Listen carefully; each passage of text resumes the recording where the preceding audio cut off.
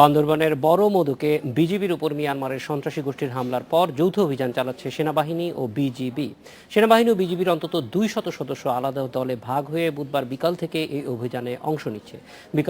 সকালে স্বরাষ্ট্রমন্ত্রী আসাদুজ্জামান খান কামাল ও বিজিবি মহাপরিচালক মেজর জেনারেল আজিজ আহমেদ সহ ঊর্ধ্বতন কয়েকজন কর্মকর্তা হেলিকপ্টার যোগে ঘটনাস্থল পরিদর্শন করেছেন। এদিকে রাঙামাটি ও বান্দরবানের সীমান্তবর্তী রাজস্থলী থেকে 2টি ঘোড়াসহ মিয়ানমারের এক বিচ্ছিন্নতাবাদীকে আটক করা হয়েছে। তার কাছ থেকে উদ্ধার করা হয়েছে 3টি ল্যাপটপ, মোবাইল ও ক্যামেরা এবং 3টি মোটরসাইকেল সহ সামরিক পোশাক। মোট আটক ব্যক্তির নাম অং নুয়াং রাখাইন, যিনি মিয়ানমারের নাগরিক বলে সন্দেহ সেনা কর্মকর্তাদের। যৌথ অভিযানের কারণে বিচ্ছিন্নতাবাদীরা বিভিন্ন জায়গায় ছড়িয়ে গেছে বলেও ধারণা করছে সেনাবাহিনী। বাংলাদেশের দুর্গম পাহাড়ি সীমান্তে মিয়ানমারের বিচ্ছিন্নতাবাদী গোষ্ঠীর কার্যক্রম নির্মূলে 2 দেশের যৌথ সীমান্ত ব্যবস্থাপনা জোরদারের বিকল্প নেই বলে মন্তব্য করেছেন নিরাপত্তা বিশ্লেষক অবসরপ্রাপ্ত মেজর জেনারেল আব্দুর রশিদ। তিনি মনে করেন সীমান্ত নিরাপদ করতে 2 দেশের মধ্যে তথ্যের আদান প্রদান বাড়িয়ে আস্থার পরিবেশ তৈরি করে সংঘবদ্ধ সন্ত্রাসী ও বিচ্ছিন্নতাবাদী চক্রের বিরুদ্ধে যৌথ অভিযান চালাতে হবে। আজকাল দিনে বিচ্ছিন্নতাবাদী দল আর যেটাকে আমরা বলি অর্গানাইজ ক্রাইম, এটাকে আলাদা করা যাচ্ছে না। এই অর্গানাইজ ক্রাইম বলতে আমি যেটা বোঝাতে চাচ্ছি সেটি হলো অস্ত্রের ব্যবসা, ড্রাগের ব্যবসা, জাল টাকার ব্যবসা, তো হিউম্যান ট্রাফিকিং, মানব পাচার, এই ব্যবসার সাথে এই বিচ্ছিন্নতাবাদী দলগুলো ওতপ্রোতভাবে জড়িত হয়ে গেছে, যার ফলে এটির থ্রেট এবং বিচ্ছিন্নতাবাদীর যে থ্রেট এটি কম্বাইন্ড হয়ে এখন একটা নতুন থ্রেট করছে।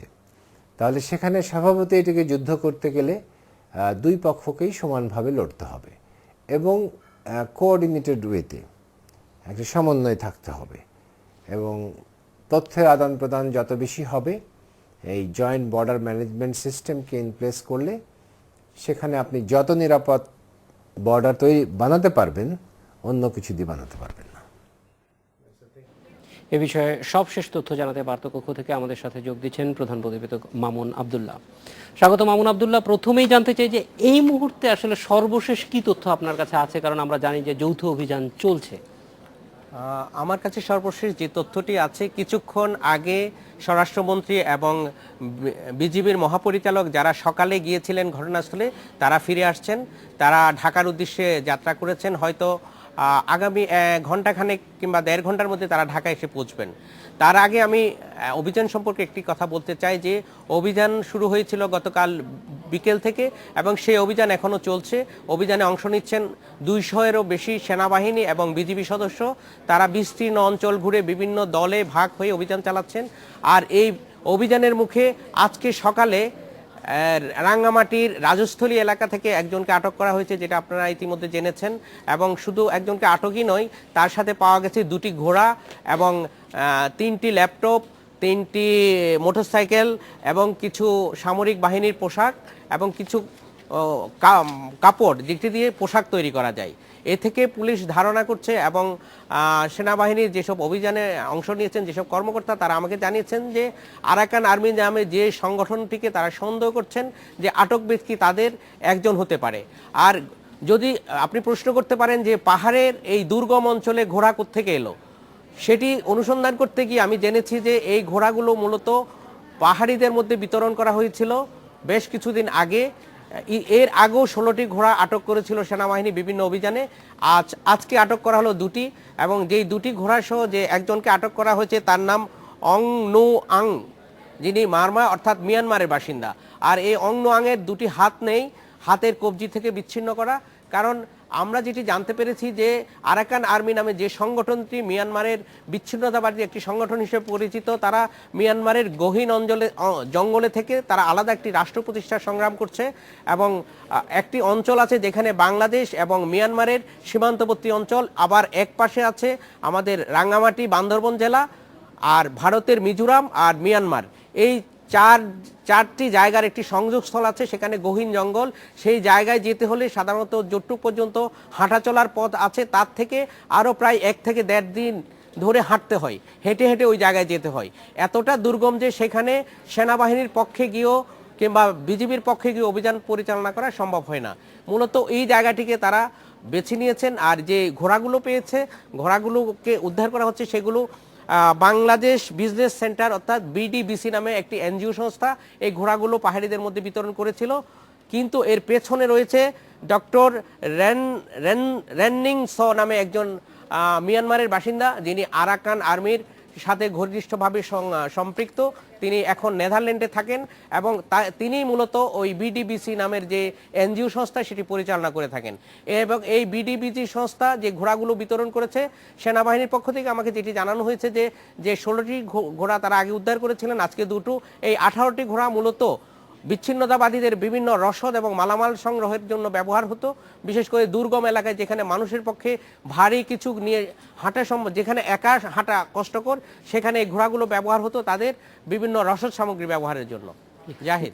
মামুন আব্দুল্লাহ, আমরা জানতে চাইবো যে আপনার দীর্ঘদিনের অভিজ্ঞতা এই এলাকাগুলিতে রিপোর্ট করার, সেইটার আলোকে জানতে চাই যে এই যে একটা কমপ্লেক্স বললেন যে 3টি দেশের সংযোগস্থল একটা জায়গায় এসে সেইখানে বিচ্ছিন্নতাবাদীরাও কাজ করছে, এখানে যদি সমন্বিতভাবে বিশেষ করে বাংলাদেশ, মিয়ানমার এবং ভারত সবাই একসঙ্গে কাজ করতে না পারে তাহলে হয়তো সুফল পাওয়া যাবে না। সেই লক্ষ্যে কোনো ধরনের কাজ বাংলাদেশের পক্ষ থেকে বা আন্তঃরাষ্ট্রীয় কোনো ধরনের উদ্যোগ কখনো চোখে পড়েছে কিনা আপনার?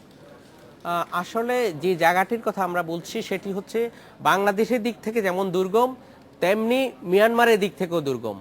আপনারা জানেন যে মিয়ানমারের যে রাখাইন স্টেটের বিস্তীর্ণ অঞ্চল আছে, যেখানে কোনো মানুষের পদচিহ্ন এখনো পড়েনি। বিশেষ করে যে গোল্ডেন ট্রায়াঙ্গেল সহ তার সংলগ্ন যে অঞ্চল, বিস্তীর্ণ অঞ্চল, সেখানে বিশাল বিশাল বন, বিশাল বিশাল গাছ রয়ে গেছে। সেই বন জঙ্গলে গিয়ে মিয়ানমার রাষ্ট্রের পক্ষে যেমন নিয়ন্ত্রণ প্রতিষ্ঠা সম্ভব না, তেমনি তার পাশাপাশি আমাদের যে বাংলাদেশের অংশ আছে সেখানেও বাংলাদেশের নিরাপত্তা বাহিনী কিংবা আইনশৃঙ্খলা বাহিনীর পক্ষে যাওয়া সম্ভব না। এর মূল কারণ দুর্গমতা, অর্থাৎ আমাদের পুলিশের যে মদক যে অঞ্চল, সেটি সর্বশেষ বিউপি অর্থাৎ যেখানে আমাদের সীমান্তরক্ষী বাহিনী বিজিপি যেখানে মোতায়েন আছে তার থেকে প্রায় 120 কিলোমিটার দূরে সীমান্ত। এবং ওই সীমান্ত থেকে যেখানে কালকে গোলাগুলির ঘটনা ঘটেছিল সেই এলাকা থেকে মাত্র 7 কিলোমিটার দূরে হচ্ছে মিয়ানমার সীমান্ত। এই সব সীমান্ত অঞ্চলগুলোতে যেহেতু আমাদের কোনো বিউপি নেই, অর্থাৎ পুলিশ কিংবা সেনাবাহিনীর কোনো নিরাপত্তা চৌকি নেই, সেখানে সেই সুযোগটা নিয়েছে সন্ত্রাসী গোষ্ঠীটি।